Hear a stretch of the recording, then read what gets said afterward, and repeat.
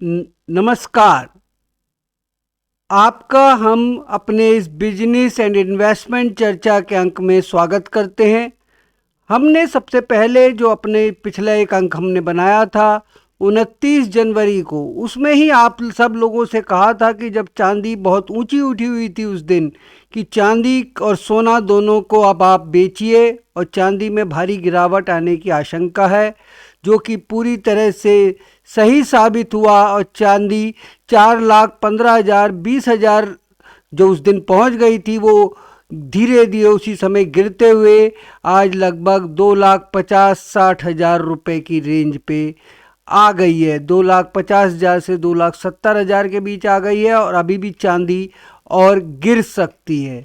इसके साथ ही आज हम अपने इस अंक में चर्चा करने जा रहे हैं भारत अमेरिका ट्रेड डील और उसके बाद में उसका जो प्रभाव पड़ेगा चांदी सोने के ऊपर और रत्नों के व्यापार के ऊपर।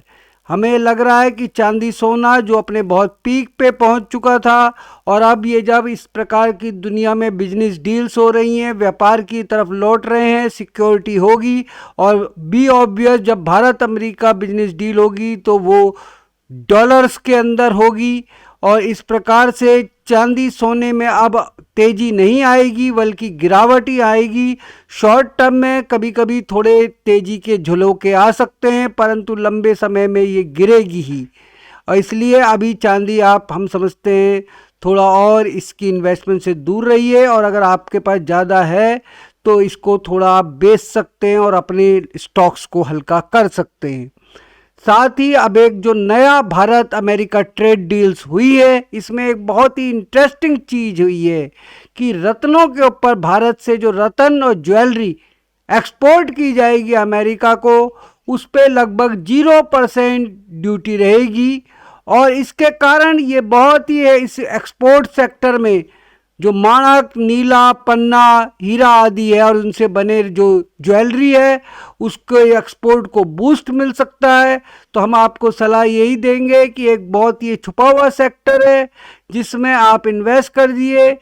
खास तौर से माणक, नीला, पन्ना और हीरा जो है, और कलर स्टोन्स जो हैं, ये माणक, नीला, पन्ना आदि जो कहलाते हैं, और इसमें कुछ और सेमी प्रेशियस भी हैं।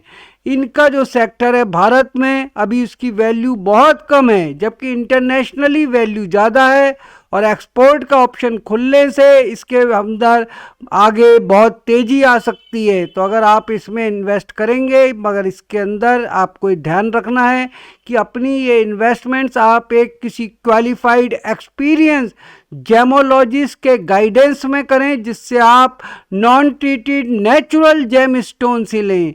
ट्रीटेड और जो कि जेम स्टोन्स नेचुरल नहीं है उनमें इतनी वैल्यू नहीं रहती है, परंतु नेचुरल जेम स्टोन्स जो रेयर होते हैं उनकी वैल्यू ज़्यादा होती है।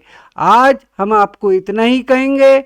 अगर आपको ऐसे ही और हमारी जानकारी भरे वीडियोस और ये अंक देखने हैं तो आप हमारे इस चैनल को सब्सक्राइब करिए, इस वीडियो को लाइक करिए।